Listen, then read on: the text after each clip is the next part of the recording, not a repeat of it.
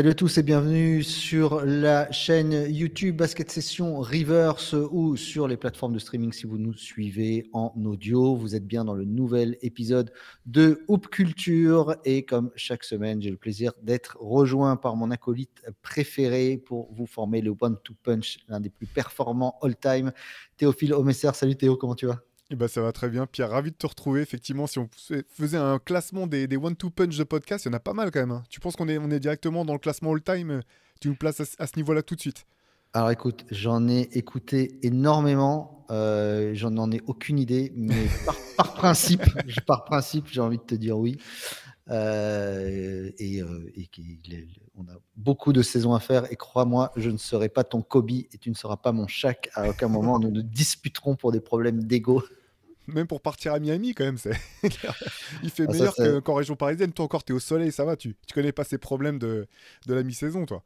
Ça, c'est différent. Si on doit faire ce voyage de culture dont on a parlé pour aller à New York et qu'un jour, toi dans l'avion, tu es surclassé et pas moi, là, on en reparlera et je pense que là, il commencera à y avoir deux, trois problèmes. Mais l'avantage, c'est que d'ici 15 ans, on se réconciliera devant les caméras d'ESPN. On se Ouais, c'est fera beau un ça. hug de folie. J'en ai déjà les frissons. Oh, j'ai envie d'y aller. Ça serait beau ça. En tout cas, d'ici là, il faudrait qu'on soit de sacrés losers, Théo, et pour arriver à cette situation. Et c'est pas le cas, même si aujourd'hui, on va parler, bien sûr, c'est le thème de notre podcast aujourd'hui, c'est marqué en gros sur le MOOC numéro 13. On va parler des losers, mais dans un spectre large, vous le savez, c'est le principe du haut culture, donc de loser, mais aussi de la lose dans son caractère le plus global. Pour démarrer cette émission, Théo, j'ai pris une citation d'un chanteur irlandais décédé en 2005 qui s'appelle Frank Hart et qui disait: les winners écrivent l'histoire, les losers écrivent les chansons. Et ça tombe bien parce que nous, on aime la musique. Donc, C'est ça prouve classe. Dis-donc, qu'on si va. j'avais connu cette quote à l'époque, on l'aurait placé dans le MOOC, ouais. Ouais, Très belle ouais, phrase. ouais, ouais, ouais, c'est une belle citation. On va parler donc des losers de manière ponctuelle, de manière plus globale et de la culture de la lose. Cette culture de la lose, dans ce MOOC, Théo, elle est mise en avant par les spécialistes de la lose, la Fédération française de la lose. J'imagine que pour toi, c'était un rédac chef exceptionnel qui s'imposait. Bah ouais, ouais, c'est clair. On avait déjà eu l'occasion en plus de les avoir en interview. Je crois que c'était dans le tout premier numéro du MOOC, dans le MOOC spécial Los Angeles.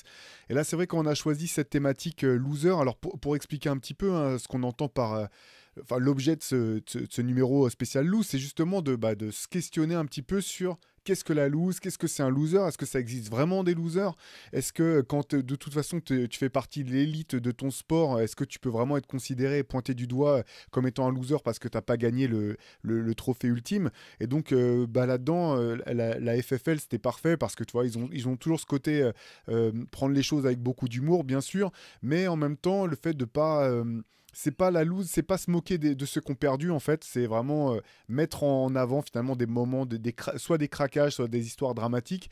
Et c'était forcément c'était une des inspirations de ce MOOC, tout comme l'excellent documentaire dont je reparle à nouveau qui s'appelle Loser, documentaire de Netflix, dont on a eu, enfin j'ai eu la chance d'avoir le réalisateur en interview. Il fait partie des trois intervenants de notre grande interview table ronde, Mickey Duzic. Et moi j'avais adoré ce documentaire qui permettait de voir d'un autre côté complètement comment des personnes qui avaient été moquées à l'époque parce qu'elles avaient perdu, il y en a dans tous les sports, hein, tu as Surya Bonali pour le patinage artistique, c'est un des plus passionnants, tu as du basket, du curling, du golf, comment ces gens qui avaient été pointés du doigt, finalement, soit ont rebondi, soit se sont reconstruits différemment, soit quand tu creuses un petit peu, tu te dis qu'ils en sont sortis grandis quelque part. Et donc c'était un petit peu l'idée de ce numéro avec une cover que je trouve je le dis à chaque fois, mais après, c'est pas moi qui l'ai faite, donc c'est plus facile pour moi de le dire, mais que je trouve magnifique, la signée Elle est Jill incroyable. Warmoz.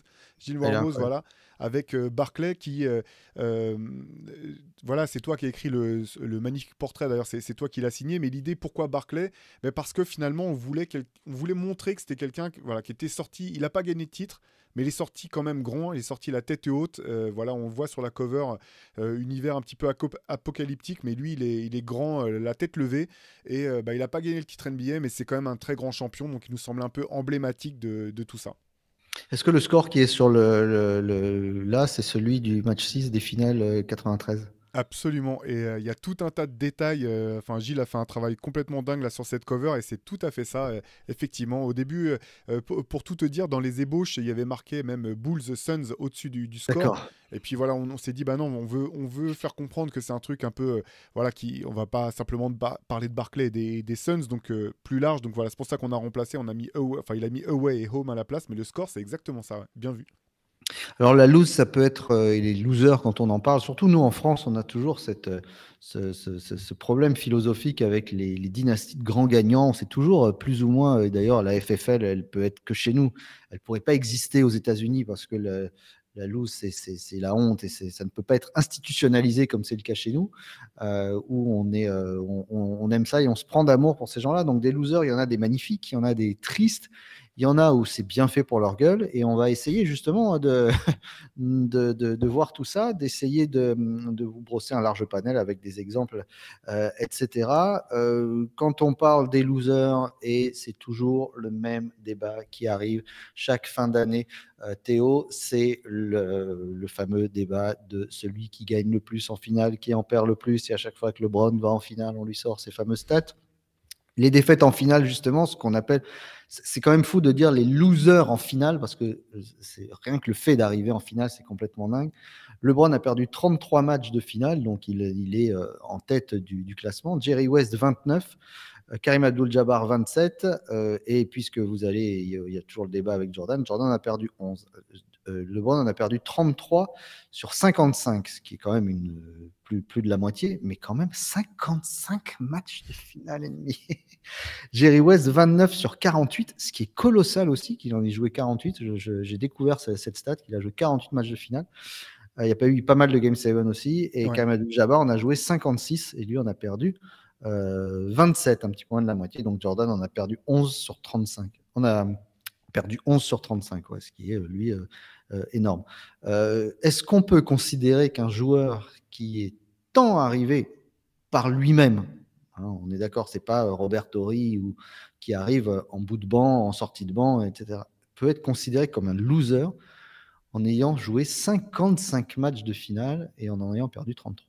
Bah pour moi, la réponse, elle est simple, c'est non. Je trouve que, tu vois, autant tu me posais les questions autour du GOAT, tu sais, je les trouve toujours très compliquées dans le sens où je trouve la question intéressante, mais la réponse m'intéresse pas tant que ça, en fait. Tu vois, je trouve ça intéressant de se poser la question, d'avoir la gymnastique, de comparer les choses, mais au bout du compte, les réponses sont très subjectives. Malgré tout, si toi, tu me posais la question, voilà, on est entre nous, on peut en discuter, tu vois, personne nous écoute. Si tu me demandais qui est le GOAT, bah, pour moi, je serais tenté de te dire que c'est Jordan, parce que voilà, pour moi, ça reste le joueur de basket le plus fort que j'ai vu. Mais malgré tout, parmi comment dire, ceux qui sont dans le camp de Jordan, souvent ils vont opposer voilà, les 6 finales disputées, 6 finales gagnées de Jordan à celles perdues par LeBron. Et pour moi, c'est un peu un non-sens parce qu'en fait, c'est pas du tout, c'est ce que tu disais tout à l'heure, avoir emmené son équipe aussi régulièrement. Il en dispute 8 de suite, si je me trompe pas, entre Miami, Cleveland. Pour moi, c'est au contraire, c'est le fait d'avoir permis à son équipe, où qu'il aille, d'aller en finale encore et encore et encore, ça montre à quel point c'est un joueur incroyable. De la même manière que, tu vois, Magic Johnson, on peut citer ses cinq finales remportées, mais au bout du compte, il en a disputé. Si tu regardes, je crois que c'est comme LeBron à peu près. C'est-à-dire qu'une année sur deux, si tu fais une moyenne sur leur carrière, ils ont été en finale NBA. C'est ça qui te montre à quel point tu es un winner, en fait. Bien sûr, tu veux les prendre. Bien sûr, c'est important de les prendre quand il y est.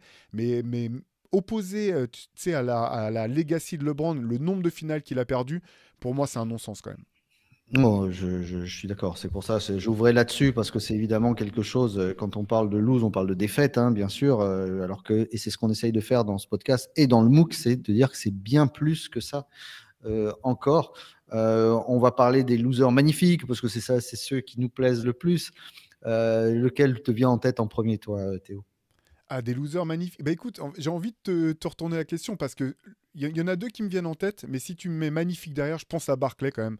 Parce que même si l'appellation loser, je trouve qu'elle lui correspond pas. Mais par contre, joueur magnifique, tu vois, parmi tous ceux qui ont eu la malchance, entre guillemets, de tomber, d'être dans la même génération que Jordan et se voir la route barrée encore et encore par Jordan, je trouve que c'est un de ceux qui s'en est le mieux sorti, ou du moins qui en est vraiment sorti la tête levée.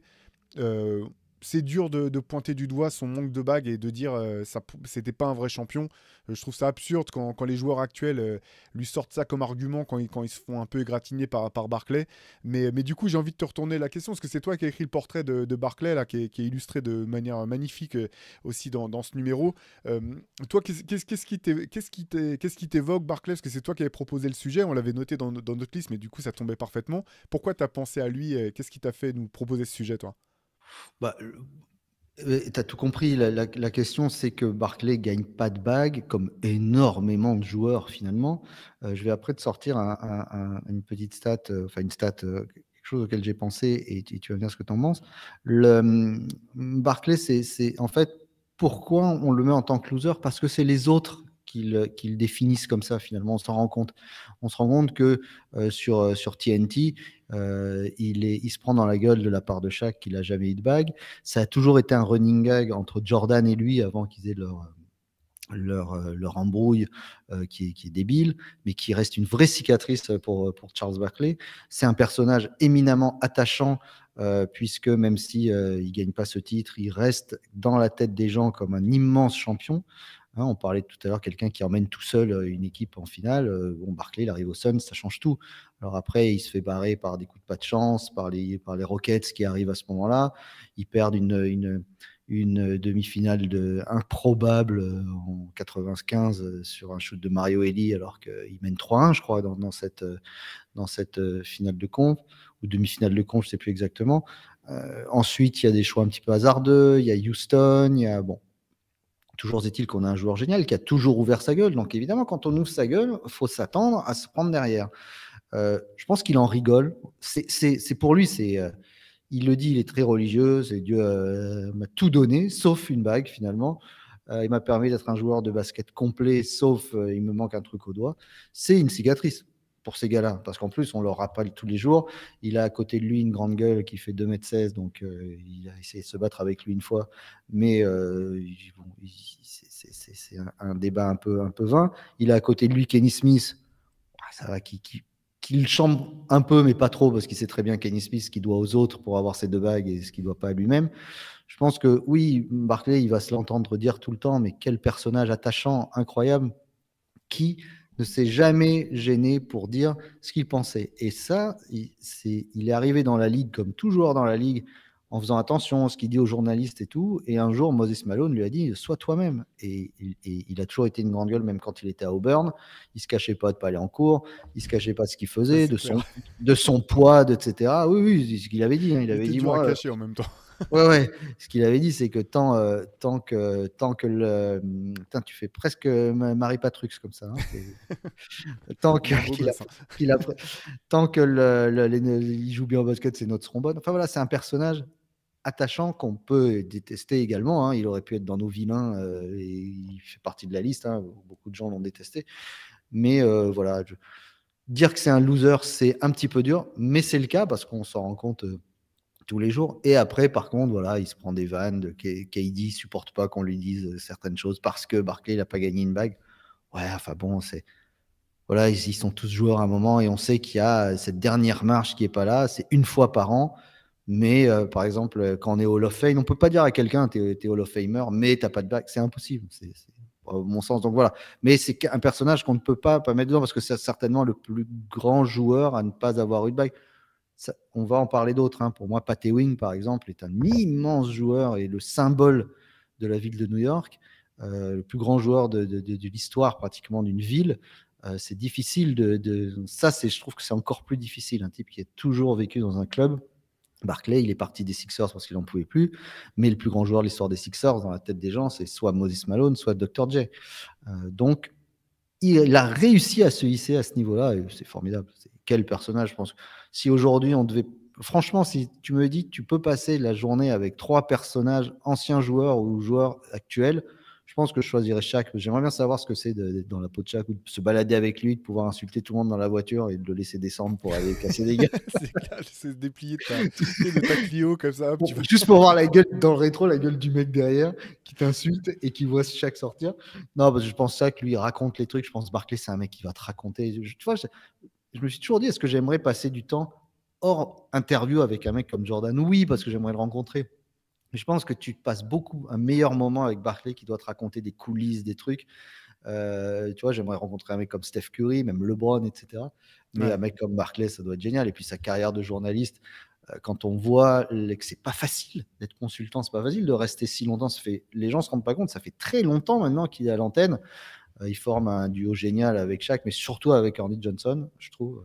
Ouais, qui est À, incroyable. à Ça, ce niveau-là, Mm. eux deux, c'est formidable.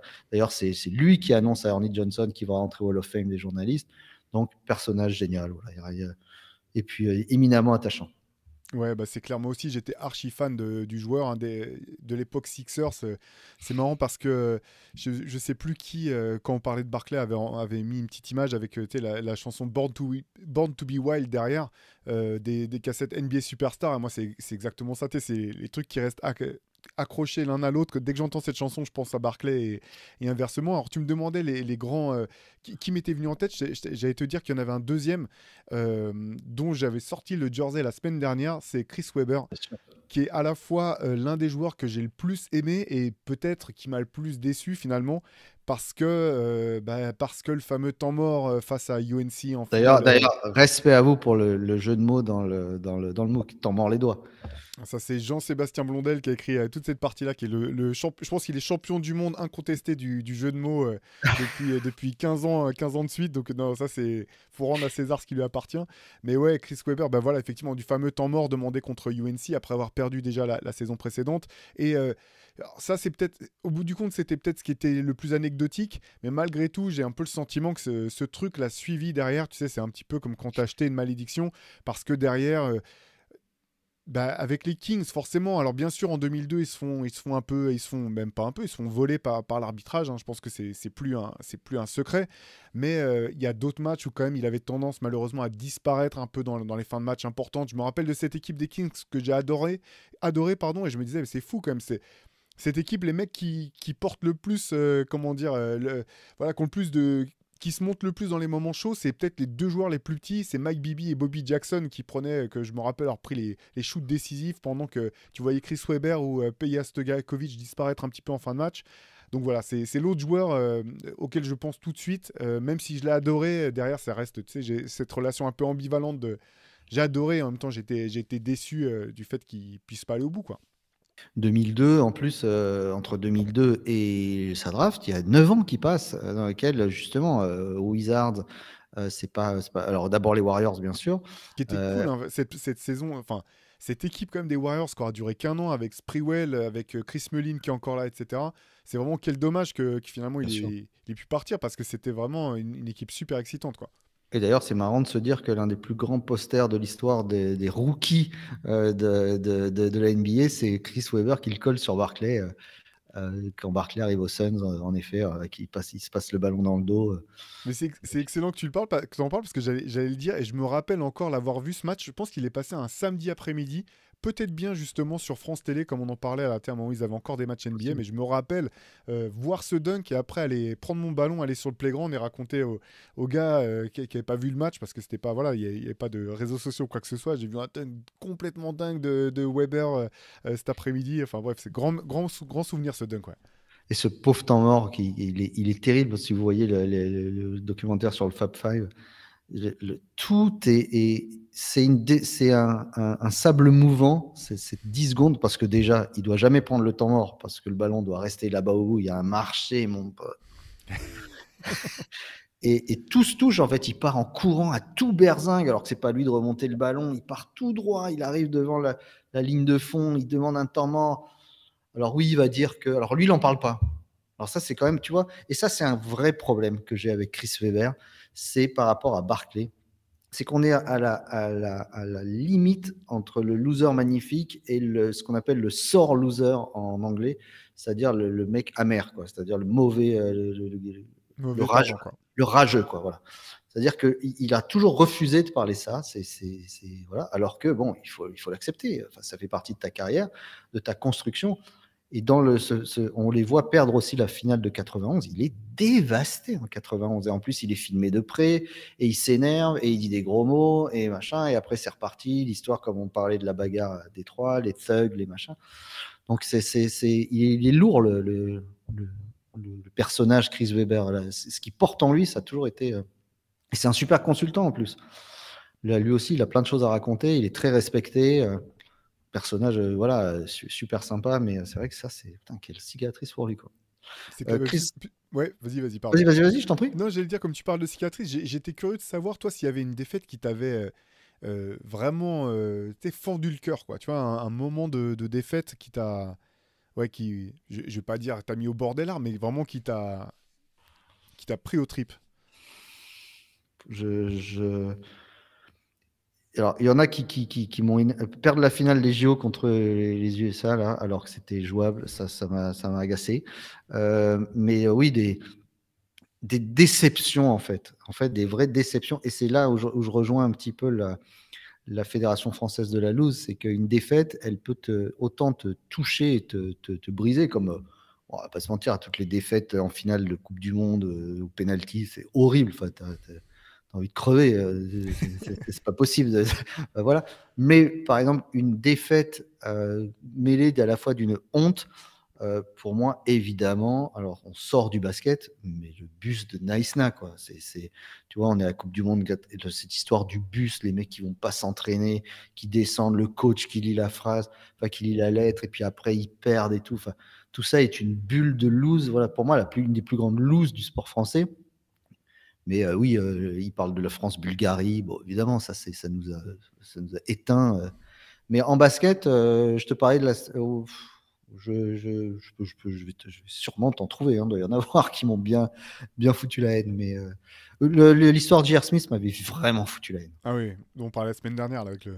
Ouais, Il y ouais, a deux il y a, semaines, je il y a- sais il y plus, a- il ouais. y a 15 jours de ce Ouais. match perdu parce que tu gâches à la fois une défaite, une victoire improbable et tu gâches une performance all-time.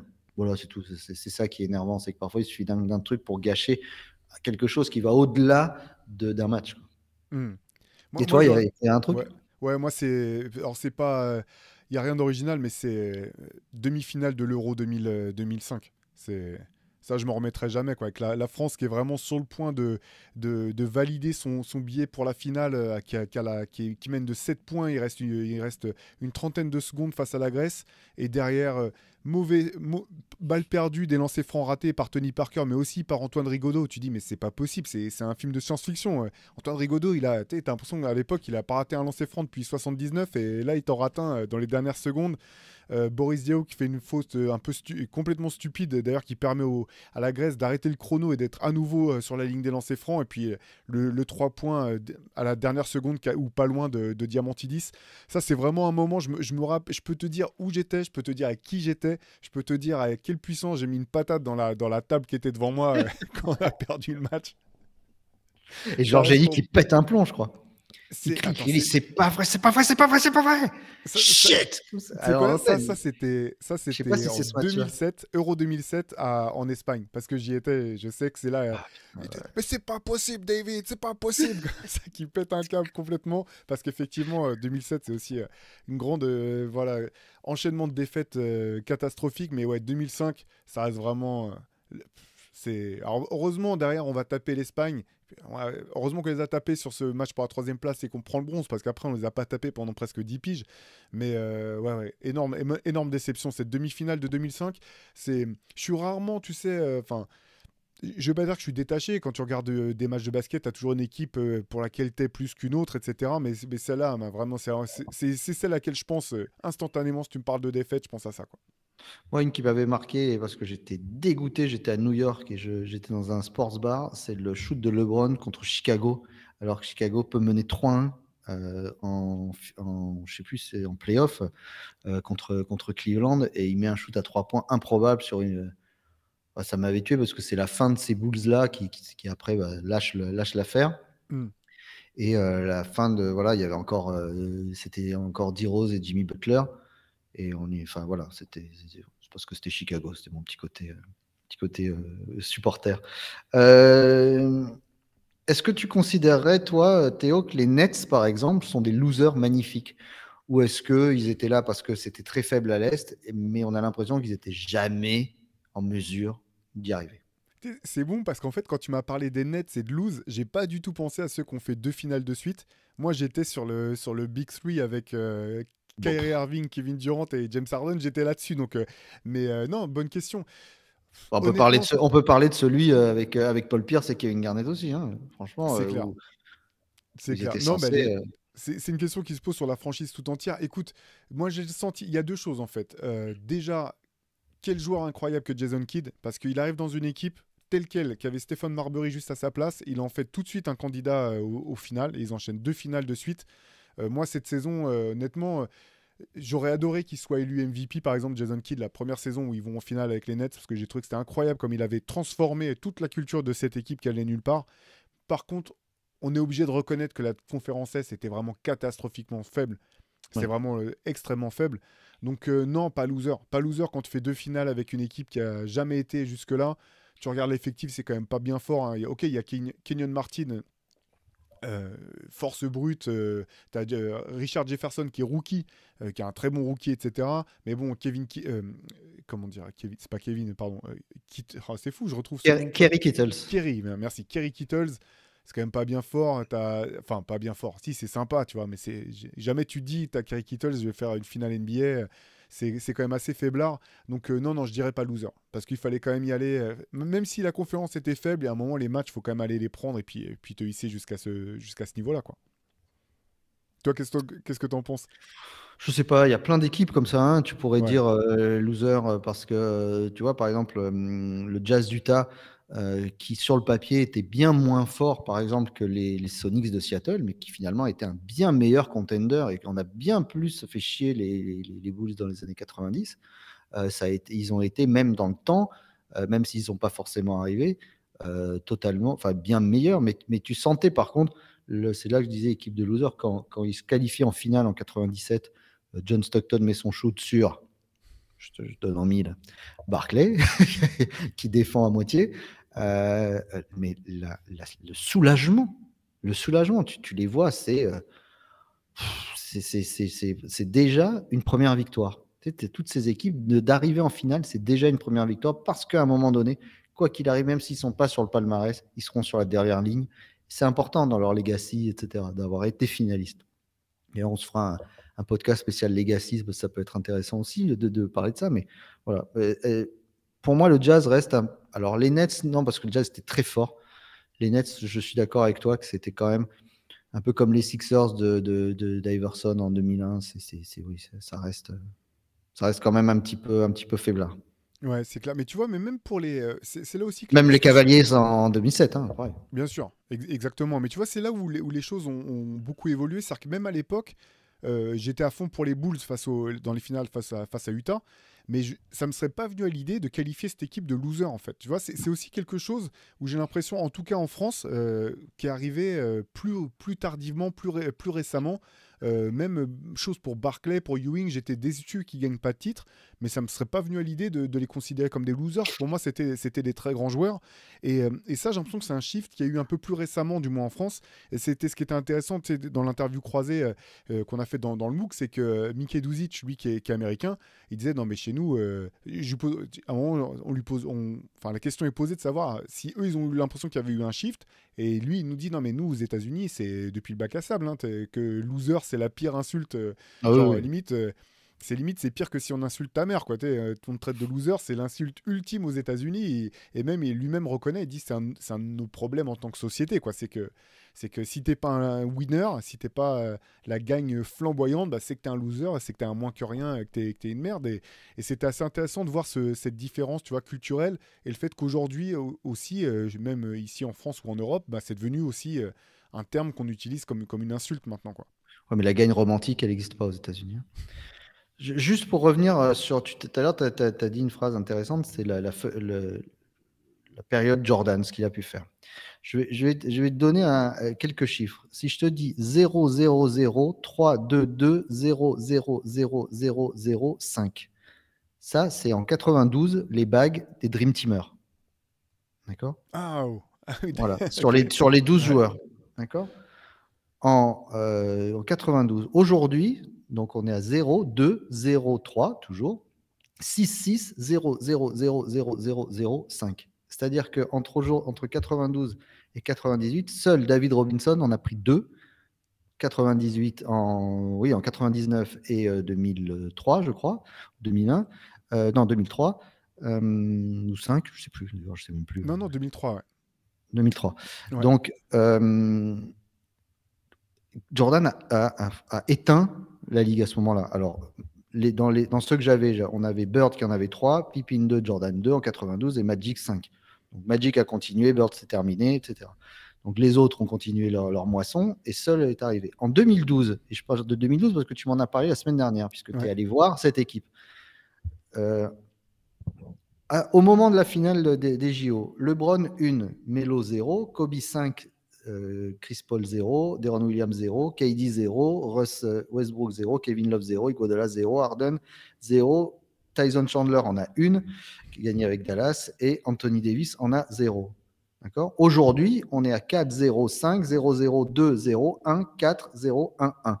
Tu vois quand même comme les fenêtres sont beaucoup plus... Enfin, c'est aujourd'hui combien les joueurs ont réussi en se regroupant, pas en se regroupant. Anthony Davis en a une. En jouant plus longtemps aussi. Iguodala en a eu 4. Kevin Love en a eu 4. Donc, bon, c'est intéressant de voir que tout ça, beaucoup grâce à LeBron aussi. Kevin Durant en a eu 2. Et peut-être que Russell Westbrook, on ne sait jamais, pourra en avoir une cette année. James Harden, s'ils jouent tous les deux. Chris Paul, si jouable. Il n'y a que Melo où c'est mort. Et Deron Williams, mais le reste, ça reste jouable. Tandis que les autres, c'était fini. Donc, on voit quand même, comme tu disais, qu'il y avait un animal qui a créé, entre guillemets, une génération de losers qui n'en était finalement pas vraiment, parce qu'ils ont tout fait pour y arriver. On ne peut pas dire qu'ils se sont éteints d'eux-mêmes, quoi. Ils ont été... il y avait un feu énorme et l'autre, où il a pissé sur les flammes. C'est la meilleure description que tu puisses faire de Jordan, en fait. Tu as tout résumé en une phrase. Des fois, il a fait comme ça, et des fois, il a pissé sur tout le monde aussi. Là, c'est exact. Oui, bah c'est ça, c'est pas de bol. Mais tu sais, on en parlait je reviens à cette interview croisée là, parce que j'ai eu aussi l'occasion de parler avec Jean-Michel Lucenay, qui est un des plus grands épéistes français, voire même internationaux, qui faisait des comparaisons avec d'autres sports. Et tu dis, mais si t'es un joueur de tennis de très haut niveau et que t'es tombé dans la génération où t'as Nadal, Federer et Djokovic, en gros, c'est mort pour toi. Tu peux être ça t'aurait été dans n'importe quelle génération, autre génération, t'aurais pris des tournois du Grand Chelem, t'aurais peut-être même été considéré comme un plus grand de tous les temps. Là, t'es juste mal tombé, quoi. C'est pas de bol pour toi, mais donc tu peux pas dire non plus de ces mecs-là que c'est des losers, en fait. Tu vois, tu peux pas les pointer du doigt en disant ouais, mais il est nul, il a jamais gagné contre Federer, Nadal et Djoko. C'est comme Toronto avec le Bronto, c'est juste, tu n'y arrives pas. Ouais, c'est vrai, bon. c'est vrai. Ouais. Dans les losers, on parlait des losers magnifiques. Est-ce que tu as des losers tristes, des histoires de losers qui t'ont. Alors, je parle pas des mauvais perdants, mais des histoires, elles sont vraiment. Ça fout les boules, tu vois. Des histoires qui foutent les boules. Alors attends, est-ce que c'est des histoires de... Alors forcément, il y a les blessures, tu vois. Il y a les mecs qui n'ont jamais pu aller au bout de leur potentiel. Je pense à Penny Hardaway, je pense à Grant Hill, qui est un des joueurs qui m'a le plus fait rêver. Greg Oden qui est dans le MOOC aussi. Absolument. Voilà, tu fais très bien de le souligner. Ouais, papier de Benjamin Moubèche qui est vraiment très intéressant, où tu vois un petit peu tout ce par quoi le gars est passé. Ouais, c'est ça que ça m'évoque, en fait. Tu vois, c'est les blessures ou... Ouais, principalement ça. Sur les côtés tristes, c'est ça. Parce que Greg Oden, là c'est le côté un peu injuste du sport de très haut niveau. Tu es choisi en premier, mais c'est pas toi qui es pour rien, en fait. Le mec, il est pris en premier parce qu'il est prometteur, mais derrière, finalement, tu sais, les mecs... Voilà, mérite parce en qu'il plus. mérite. Exactement, mais c'est un peu comme les mecs qui signent des énormes contrats. Après, on leur dit, ouais, mais t'es pas aussi fort que machin. Tu dis, ouais, mais moi, limite, faut pointer du doigt le GM qui m'a donné autant d'argent. Moi, j'ai pris l'argent comme tu l'aurais pris, comme n'importe qui l'aurait pris, en fait. Et c'est ça qui est dur pour Greg Oden, mais ce qui est intéressant, le papier, tu fais bien de le noter, là, de Benjamin, si tu vois aussi un petit peu le côté... tu sais, le sport de très haut niveau, t'as l'impression que les mecs, ils sont tellement au-dessus que t'en oublies que c'est des êtres humains et que derrière, quand ils rentrent chez eux, ils se retrouvent eux aussi devant le miroir et tu vois un petit peu la spirale que ça peut être, justement, de pas pouvoir jouer comme tu le voudrais parce que tu as des blessures ou comment tu rebondis après une défaite ou comment tu peux ne pas réussir à rebondir. C'est tous ces aspects-là voilà, qui sont hyper intéressants avec la défaite. C'est un peu un cliché, mais souvent on dit finalement, c'est les défaites qui te font progresser ou qui te font apprendre des choses. Quand tu gagnes, tu n'apprends rien en fait. Quand tu perds, par contre, tu es obligé de te poser un paquet de questions et c'est là que tu peux apprendre et avancer. Et je vais revenir sur cette phrase là, que j'adore de Jordan, c'est je déteste perdre, mais je respecte la défaite, justement parce que la défaite, elle te fait bouger, quoi. Et voilà, quand tu es compétiteur, faut arrêter de se mentir. Tu peux pas. Personne n'a jamais perdu, en fait. Jordan a pas perdu de finale. Mais c'est tellement rare. Je veux dire, c'est même presque absurde, en fait, de pouvoir se dire que ce mec-là, que ça soit en universitaire, bon, avec Team USA, c'est un peu différent, ou après en NBA, il a jamais perdu une finale. Quelque part, c'est hors norme et c'est presque impossible. Je veux dire, tu peux pas mesurer les autres champions en disant ouais mais Jordan il a jamais perdu, c'est absurde ça peut pas être simplement ton objet de mesure de la grandeur d'un champion, quoi. Non, non, non, c'est une certitude. Moi, je pensais dans les. Alors, tu te parles de Greg Oden, je sais pas, une des images les plus tristes. Est-ce que tu as déjà vu cette vidéo où il se promène dans la rue et il y a une Ouais, petite mamie sur qui un vient le campus, ouais. voir sur un campus et qui est à Ohio State, je crois qu'il est, et Ouais. qui vient lui dire vous avez joué au basket? Et lui, il dit oui, oui, j'ai joué au basket. Et elle, alors, à l'américaine, hein, comme tu disais, les losers, ça n'existait pas, qui lui dit je suis sûr que j'aurais pu vous casser la gueule, un truc comme ça. Et lui, il rigole et il remet son casque et il repart avec un air, mais d'une tristesse. Ça fend le cœur. Ouais, Ça bah fend ouais. le cœur parce qu'elle lui remet dans la tronche. Et en effet, on dirait la petite mamie des cartoons, tu sais, qui est avec Bugs Bunny, là, avec son petit sac à main, toujours, qui lui dit ça. Euh, Moi, dans les losers tristes, parce que ça entraîne la loose de toute une franchise, c'est Nick Anderson, bien sûr, Mm. qui rate 4 lancers francs dans la dernière seconde du premier match de la finale 95. C'est raté un penalty à la 96e minute pour gagner une Coupe du Monde. C'est ça, il rate ça. L'équipe perd le match 1, se fait sweeper. Malheureusement, rate la fenêtre parce que l'année d'après, Jordan revient et sweep derrière. Et d'ailleurs, on pourrait dire que, comment il s'appelle, Shaq a été pendant un bon moment un bon loser aussi. Il s'est fait sweeper chaque année pendant des années. Avec Orlando, après même avec les Lakers, etc. C'était chaque année, il se prenait un coup de balai. Et avant de gagner finalement avec les Lakers. Mais Nick Anderson donc, entraîne la perte de la finale. Bon, c'est pas que grâce à lui, mais lui, il s'éteint. Alors pareil, lui, il s'auto-souffle dessus. Et lui, par contre, dit qu'il s'en est jamais remis. Et Ouais, c'est ça fait clair. l'objet d'un article dans le MOOC. Ouais, c'est un article de Frédéric Young là, qui est vraiment intéressant. Ce qui est marquant avec Nick Anderson, c'est le traumatisme. Tu as totalement raison, parce qu'après, même au lancer franc, alors que c'était un shooter de lancer franc tout à fait correct, ses moyennes ont À plongé. 78%, je crois. C'était Voilà, et pas. dramatiquement, pendant des années et des années, il a eu beaucoup, beaucoup de mal à s'en remettre. S'en est même jamais vraiment remis. Il a jamais été à nouveau le joueur qu'il avait été. Et il y a un autre papier dans le MOOC, là, moi, que j'ai trouvé vraiment passionnant de Frédéric Young, le même journaliste qui a fait l'article sur Nick Anderson, sur vraiment, d'un point de vue des neurosciences, qu'est-ce que c'est le fait de choquer, en fait? Qu'est-ce qui explique le fait qu'on choque, qu'on n'arrive plus à un moment à faire des gestes qu'on maîtrise pourtant parfaitement? Tout ce papier là qui est assez technique, hein, quand même, vraiment qui s'appuie sur pas mal sur la recherche scientifique, je l'ai trouvé hyper intéressant parce qu'on voit à quel point on reste des machines humaines avant tout, et que même un mec qui a fait, je sais pas, qui a shooté des millions de lancers francs dans sa vie, qu'on a mis dans tout un tas de circonstances, il suffit qu'il en rate à un moment clé de sa vie pour que sa mécanique parte en vrille, pour que sa confiance parte en vrille, alors que les mecs qui arrivent à ce niveau-là, ils sont quand même armés d'une confiance en eux impressionnante, quoi. Sinon jamais tu peux te hisser à des tels niveaux. Et c'est ça, encore une fois, je trouve que la défaite met en valeur ou en lumière quelque part. Parfois, c'est notre humanité tout simplement, avec nos qualités, nos défauts. Et même si là aussi c'est un poncif, c'est vrai que ce qui est important, c'est ce que tu fais après avoir perdu, en fait. Est-ce que tu arrives à t'en relever? Est-ce que tu n'y arrives pas? Comment tu fais? C'est ça, je trouve, qui est passionnant dans tout ça, quoi.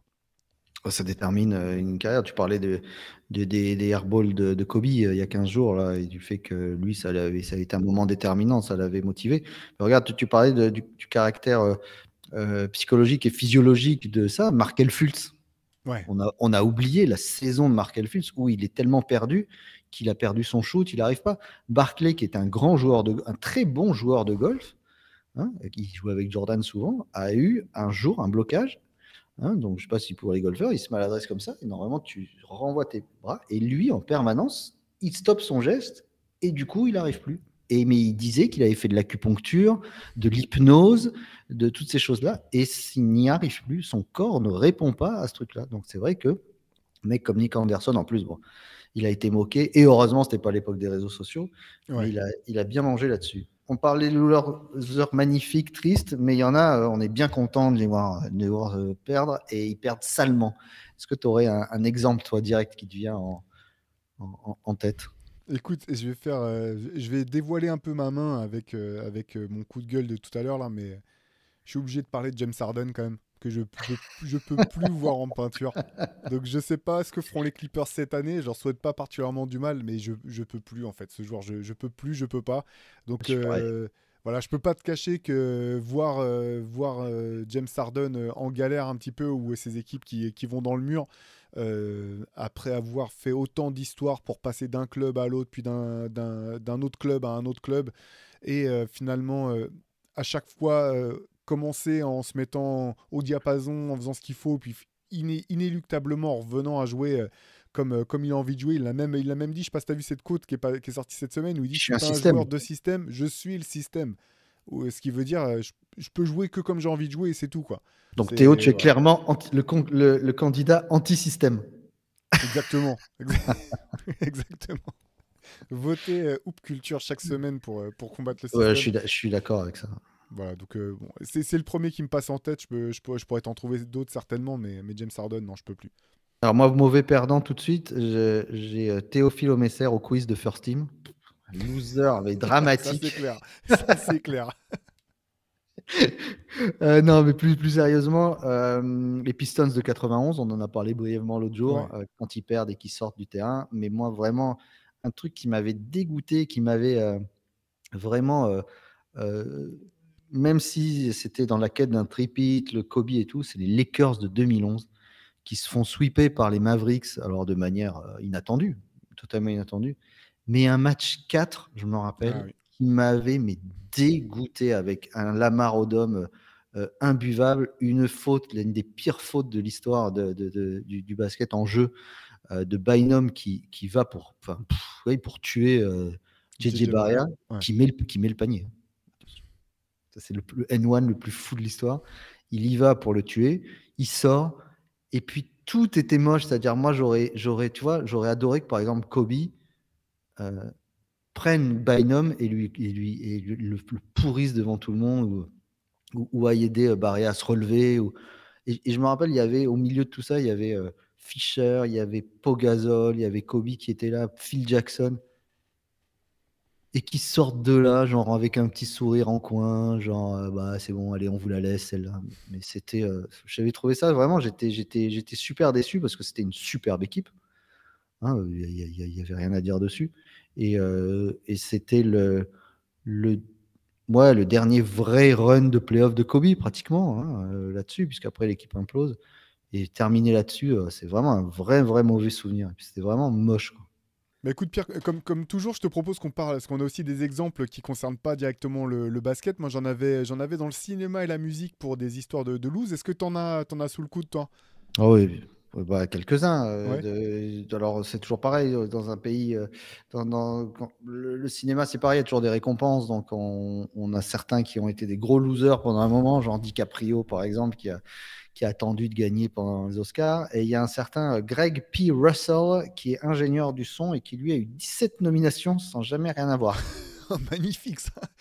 C'est le Eric Spoelstra Lui, il a fait de des. En plus, il l'ingénierie. a fait des grosses productions, genre. Alors, c'était pas du grand cinéma, mais Armageddon, Pearl Harbor, les Spider-Man, les premiers Spider-Man, des trucs comme ça. Et ben, zéro. Nul, la chibre, comme on dit à Marseille. Magnifique. Magnifique. Moi j'en ai un. Alors c'est un personnage de fiction. Un de mes films préférés de tous les temps, c'est tout simplement The Big Lebowski. Eh ben oui. Ou Je te comment l'ai laissé celui-là parce que je savais que. Ouais, bah, j'adore ce film et c'est vraiment marrant parce que tu sais, quand on faisait le MOOC, on était en train de faire le MOOC et puis je me dis, ah, c'est fou, on aurait pu parler du Big Lebowski. Et il y a un intervenant de la table ronde qui l'a mentionné de lui-même, donc j'étais trop content. Je me suis dit, bon, bah, c'est parfait, il sera dans le MOOC. Mais ouais, j'adore ce personnage de finalement, c'est effectivement un loser aux yeux de la société. C'est un antisocial totalement, qui refuse de travailler, qui refuse de se fondre dans le, tu sais, le cadre de ce que l'Amérique présente comme étant la recette du succès et qui finalement bah, s'en sort très bien à la fin de l'histoire. Finalement, c'est lui le grand vainqueur de l'histoire. Il retrouve son tapis, il est tranquille avec ses potes, il boit ses White Russian qu'il adore. Et bah, j'adore ce personnage. Voilà, les films des frères Cohen, il y en a pas, j'aurais pu en citer plein des personnages des films des frères Cohen qui sont dans cette catégorie de loser, mais hyper attachants. Donc ouais, Big Lebowski, c'est un classique pour moi. Un autre classique, Biff Tannen dans Retour vers le futur, Bah qui oui, est, qui est winner dans le 2, dans le futur, dans un futur horrible. Lui, c'est clair. il gagne quand rien ne va, mais sinon, la lose absolue. Mais sinon, voilà, pour moi, un des losers ultimes dans le cinéma, suite à une accumulation de hasards qui le font faire des mauvais choix, c'est le gars qui tombe au fond d'une rivière et qui trouve un anneau en or et qui devient Gollum. L'enfer, le pauvre. C'est Lui, c'est une loose pendant 9 heures de cinéma et pendant une éternité ou pendant 150 ans où il cherche un truc, se fait torturer, il tombe. Enfin bon, c'est horrible. C'est l'histoire de pauvre, Gollum. pauvre Smeagol, exactement. Pauvre Smeagol, c'est vraiment la loose ultime dans le cinéma. Et, le seul moment, il est content 1 seconde 40 avant de tomber au fond d'un volcan. C'est ça. Moi, j'en ai un autre toujours dans le cinéma. Mais Alors là, il est mort avec ouais, la bague au doigt. bah, Au c'est ce qu'il moins, voulait. contrairement à Charles Barkley, il sera mort avec une bague. C'est ça. Exactement. Allez, moi, j'en ai un autre. C'est un de mes acteurs cultes préférés qui a illustré des losers que je trouve magnifiques. C'est l'incommensurable Bill Murray. Ah Et j'ai bah oui. choisi une trilogie Broken Flowers, Lost in Translation et La vie aquatique de Wes Anderson. J'aurais pu sortir tous les films de Wes Anderson, je t'avoue que je suis un grand fan. Et mais j'adore en fait, bah, dans ces trois films, il incarne des mecs qui sont soit paumés, soit des losers, enfin euh, sous différentes formes. Mais voilà, j'adore, je suis un immense fan de Bill Murray. Je trouve qu'il y a beaucoup de tendresse et de poésie dans ces personnages qu'il incarne. Donc voilà, j'ai choisi ces trois-là. Ouais. Mais on en revient au concept de loose à la française, hein, la loose avec de la tendresse et de la poésie. C'est ça. La loose romantique comme on l'aime. Difficile de trouver des losers en musique. Ouais, bah, j'en ai trouvé deux. Alors, pour deux raisons différentes. Alors là, je vais faire j'avoue, je préfère mettre un petit préambule, c'est dans le rap underground. Allez, je vais commencer par Mike Geronimo, qui est un de mes rappeurs préférés. Donc cet album The Natural qui est sorti en 95. Euh, pourquoi un loser? Parce qu'il sort ce premier album qui est fantastique, que j'adore, hyper bien produit du début à la fin. Le mec a un charisme fou, une aisance, une fluidité. Tu sais, c'est un peu, on n'en a pas parlé, mais il est dans le MOOC, c'est un peu pour moi le Tracy McGrady du rap, quoi. Tu sais, il a tellement de talent, tout est simple. Il sort cet album qui est fantastique. Il y a un morceau quand même dessus qui s'appelle. Attends, je vais pas retrouver le titre, bien sûr. Non, le titre m'échappe, pardon, je vais pas retrouver. Time to Build, sur lequel tu as trois mecs qui sont pas signés encore, Ja Rule, DMX et Jay-Z, qui sont pas encore signés nulle part. Donc c'est lui la star à l'époque. Euh, tellement. Finalement, il sort un deuxième album produit par Puff Daddy qui est catastrophique. Choix des prods à la Puff Daddy, ça colle pas du tout avec le mec. Donc c'est un flop monumental. La maison de disque a mis beaucoup de thunes dessus, du coup il se fait larguer et il disparaît complètement. C'est quasiment la fin de sa carrière musicale. Et il a ressurgi récemment. Je tombais sur des interviews de lui, alors que moi c'était resté vraiment cet album, j'adore. En fait, le mec, bah, il s'est retrouvé dans une situation qui est pas confortable. C'est celle d'avoir été un rappeur semi-connu ou quand même connu et de devoir aller chercher un taf, quoi. Et Hmm. donc, il a été chercher un taf et il a trouvé une espèce de truc pour devenir apprenti en serrurier. En serrurerie, derrière il est devenu serrurier, derrière il a monté sa boîte et c'est assez. J'ai trouvé que ça collait avec la thématique parce que tu l'entends en interview maintenant et il t'explique qu'il a jamais été aussi heureux de sa vie en fait. Maintenant, parce que il a pu faire aussi par Il a connu pas mal de traumas quand il était gamin. Il a pu faire une thérapie qui lui a permis de voilà d'avoir de la stabilité, une famille et ses gamins. Il refait de la musique un peu pour plus pour le plaisir, mais c'est aujourd'hui, il a jamais été aussi heureux maintenant de toute sa vie. Et donc voilà, Mike Geronimo. Si vous connaissez pas cet album The Natural et que vous aimez bien le rap new-yorkais indé des années 90, je vous le recommande. C'est vraiment un petit joyau. Et j'en ai un autre si tu veux, Vas-y, j'enchaîne, je t'en prie, bien Pierre. sûr. Ouais, un deuxième. Allez, un peu différent, mais il y a encore du Puff Daddy qui est impliqué. Rappeur qui s'appelle G-Dep, qui a sorti cet album qui s'appelle Child of the Ghetto sur Bad Boy, donc produit par Puff Daddy. Tout est pas bon, mais il y a certains morceaux qui sont vraiment magnifiques. Le mec a une très belle plume, etc. Et super rappeur. Et en fait, ce gars, il y a un morceau qui a cartonné dessus, hein, qui s'appelle Special Delivery avec Ghostface Killer. Je suis sûr que vous l'avez déjà entendu. Ça avait été un carton à l'époque.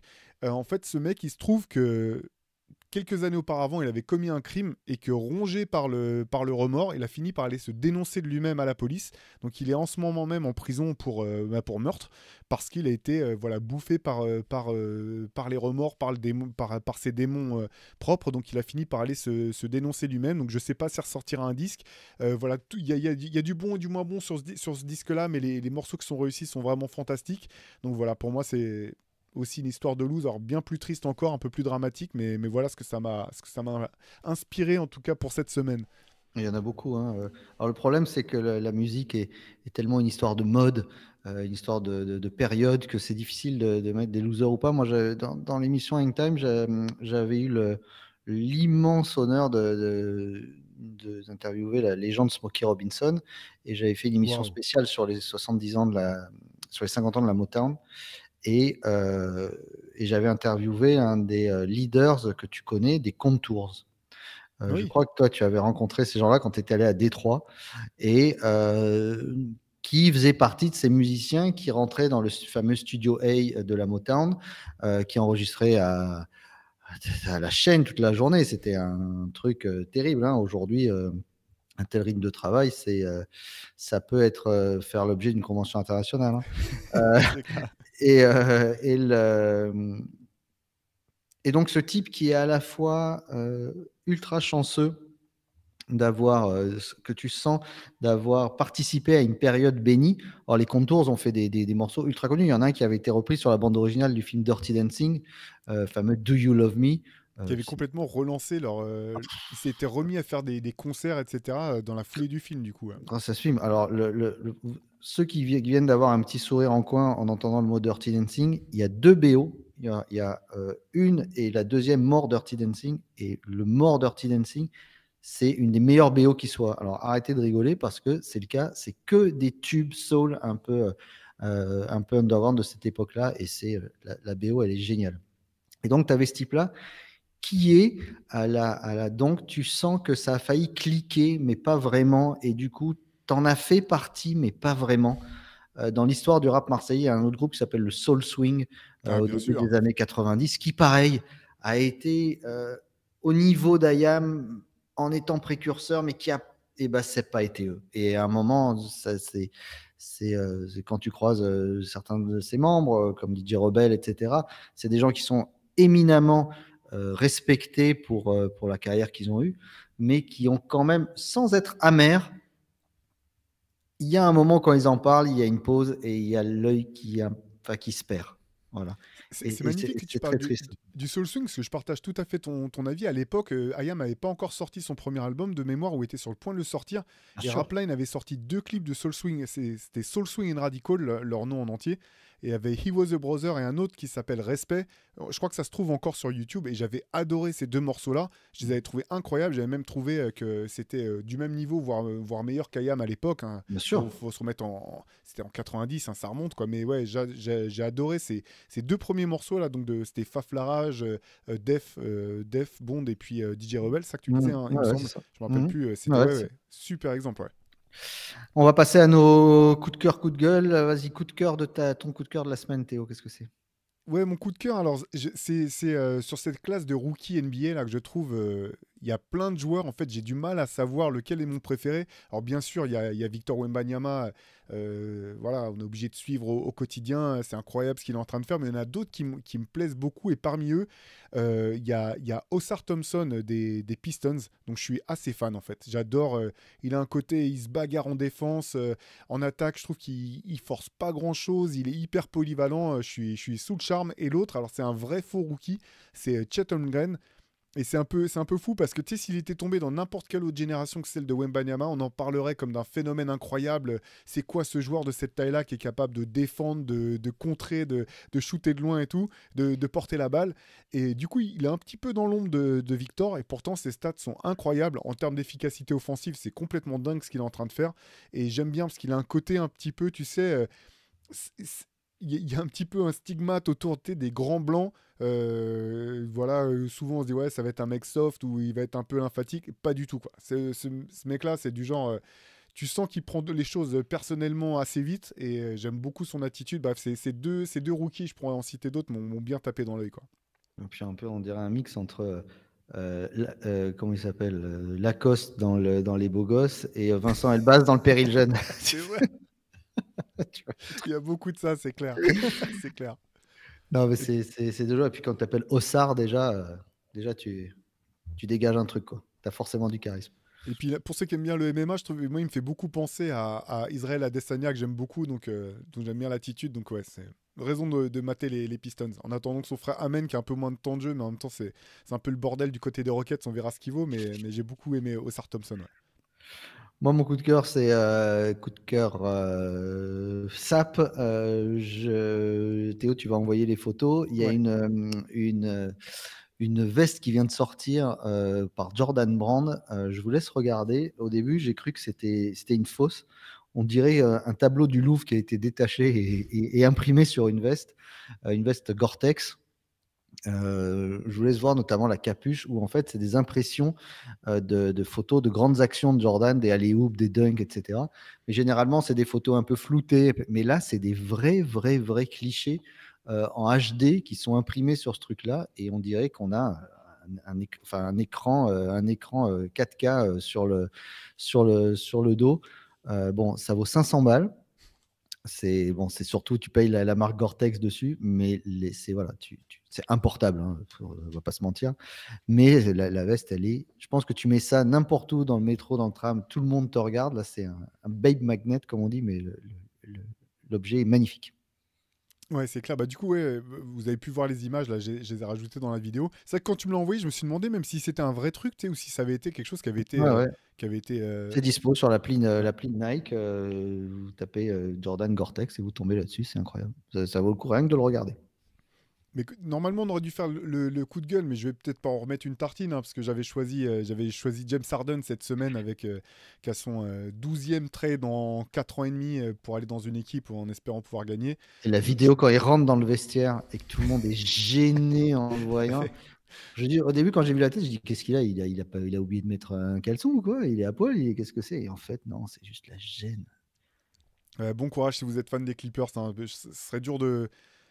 Comment dire, James Harden n'est pas vraiment un porte-bonheur, hein, pour les équipes qui l'ont vu débarquer ces dernières années. Donc force à vous, on pense à vous et à vos familles et aux longues nuits, longues nuits d'avril. Mais j'ai du mal à voir un scénario dans lequel les Clippers s'en sortiront cette année, quoi. Le système. Ouais, le système. On parle de notre leak? Ouais, Vas-y, carrément. je te laisse Je démarrer. commence. Alors Vas-y. écoute, on parlait de loser. Alors c'est pas un loser, hein. On peut pas dire que c'est un loser. Mais j'ai choisi cette biographie magnifique de Marvin Gaye, signée Magnifique. David Ritz. J'ai lu qui s'appelle The Life of Marvin Gaye. J'ai lu un paquet de biographies d'artistes et de sportifs. J'aime beaucoup ça. Je suis très friand de tout ça. C'est une des meilleures que j'ai pu lire de toute ma vie parce qu'en fait, l'auteur David Ritz a eu ce luxe. Ça va peut-être être abusé que je dise ça, mais incroyable. C'est-à-dire il a commencé le livre du vivant de Marvin Gaye, avec accès à Marvin Gaye pour écrire sa biographie, mais il l'a fini après sa mort. Ce qui veut D'accord. dire qu'il a pu avoir toutes les informations nécessaires de l'intérieur et en même temps être libéré quelque part de la pression de l'artiste qui veut contrôler jusqu'à la dernière virgule après, ou qui veut Bien être sûr. montré sous le meilleur jour possible. Et cette biographie, elle est incroyable parce qu'en fait, on parle de loser. Marvin Gaye, il a tout gagné à la vie quelque part. Il est beau gosse comme c'est pas possible. Il chante. T'as l'impression que c'est un mec qui a été envoyé directement du paradis. Sa carrière cartonne dans tous les sens. Et pourtant, il y a une douleur, comment dire, une blessure au fond de ce gars, une espèce de vide qu'il a jamais été capable de remplir, qui s'est terminé, une vie qui s'est terminée tragiquement. Hein. Si vous ne le savez pas, il a été tué par son propre père, qui était un pasteur complètement taré, je pense. Hein. Je pense qu'on peut le dire. Donc, tu as ce mix, tu sais, entre une vie flamboyante, incroyable, telle que tu peux en rêver, et en même temps, une fin tragique et ce côté de derrière ce qui ressemble à une victoire pour tout le monde, quand les portes se referment, tu as cette espèce de mal-être et de peut-être défaite, je sais pas si on peut le dire comme ça, mais destin tragique, cette biographie, voilà, vraiment, je vous la recommande, de David Ritz, ça s'appelle Divided Soul, pardon, The Life of Marvin Gaye, elle est juste incroyable. Eh ben, ça donne envie de le lire. Moi, Relique, on part en 90. La semaine dernière, tu me parlais d'NTM, que tu étais voir en concert. Ouais, je te sors Wow, le, le mini CD, le c'est mini ça? CD du Monde de demain, avec C'est clair dedans, Le Monde de demain, Et le pouvoir. et Le pouvoir, et Le Monde de demain instrumental. Alors, tu vois, à l'intérieur, Ah, je sais même c'est pas qui s'ouvrait, tu sais, je l'ai déjà vu, mais je sais même pas ouais, qui ouais, s'ouvrait. ouais, il Incroyable. s'ouvre avec marqué acrobatie linguistique réalisée par Coolchain, Mobb Deep et par Coolchain et Joey Star. Musique et scratch là, par DJS, etc. Et le CD, il est là, tu vois. Je sais même pas s'il Magnifique. marche. Je l'ai jamais essayé. Je sais même pas si ça fonctionne. Voilà, sur le label Epic. Le monde de demain, c'est clair, le pouvoir. Voilà, 1990, CBS Disc. Voilà, Ça, c'est beau, ça. j'ai gardé ça. Magnifique. Ouais, ouais, elle est Ouais, jolie. ouais, très très beau, ça. Ouais, il est rigolo. Et très honnêtement, je n'ai jamais revu de mini CD de single, à part celui-là. Donc voilà, petite Ouais. relique rigolote. Puis Qui morceau intemporel avec un clip qui avait fait, enfin ouais, là. qui font magnifique à l'époque, très stylisé, enfin qui Ouais, n'était ouais, pas du c'est tout ça. dans l'esthétique de ce qu'on connaissait. C'est Mm, ouais mm, un mm, mm. monument. Voilà pour cette émission, Théo. C'est déjà fini. C'est Ouais, dommage. Bon, ça la loose en fait. c'est La la loose, vraie. c'est ça. Voilà, la vraie loose, c'est quand c'est quand Hoop Culture se termine. Et Hoop Culture, vous savez, on le retrouve le dimanche. Bah, à 11h, c'est en ligne sur la chaîne YouTube Basket Session Reverse. Et puis sur les plateformes de streaming. On vous partage aussi nos coups de cœur, nos coups de gueule, etc. On fait vivre le compte Hoop Cult sur Instagram. Et puis voilà. Et puis bah, on se dit déjà malheureusement à la semaine prochaine. Ouais, à très vite Pierre et à très vite à tous. Salut!